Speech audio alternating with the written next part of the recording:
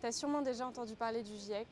Lundi, ce groupe d'experts sur le climat a publié un rapport consacré aux évolutions du climat, et ça sent pas super bon pour la planète. Les scientifiques expliquent notamment que les concentrations de gaz à effet de serre ont atteint un niveau sans précédent depuis des millénaires.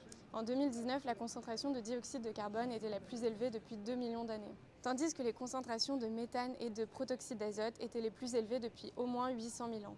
Mais en quoi c'est un problème ? En fait, ces gaz sont en partie responsables du réchauffement climatique. On t'explique pourquoi. À l'origine, l'effet de serre est un phénomène naturel. La Terre renvoie une partie de l'énergie qui lui vient du Soleil dans l'atmosphère. Là, une barrière formée par les fameux gaz à effet de serre empêche une partie des rayonnements infrarouges d'être rejetés dans l'espace et réchauffe la planète. Sans ce phénomène, la température moyenne de la Terre serait comprise entre -19 et -18 degrés. Mais cet équilibre est menacé par les activités humaines. Les activités humaines génèrent un surplus de gaz à effet de serre. Les transports et les industries sont à l'origine d'émissions importantes de dioxyde de carbone. L'agriculture, les énergies fossiles et les déchets rejettent beaucoup de méthane. Les engrais agricoles et certains véhicules produisent quant à eux du protoxyde d'azote en quantité importante.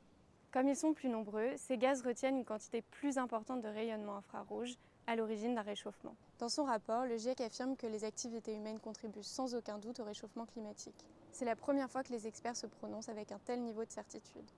Heureusement, il existe des solutions. Pour limiter notre production de CO2, nous pouvons par exemple nous reposer sur des énergies plus vertes, lutter contre la déforestation ou encore préférer des modes de transport moins polluants. En ce qui concerne le méthane, certains experts proposent de limiter le nombre d'animaux d'élevage ou encore de modifier leur alimentation. Et bonne nouvelle, l'Union européenne s'est fixée pour objectif de réduire ses émissions de 55% d'ici 2030.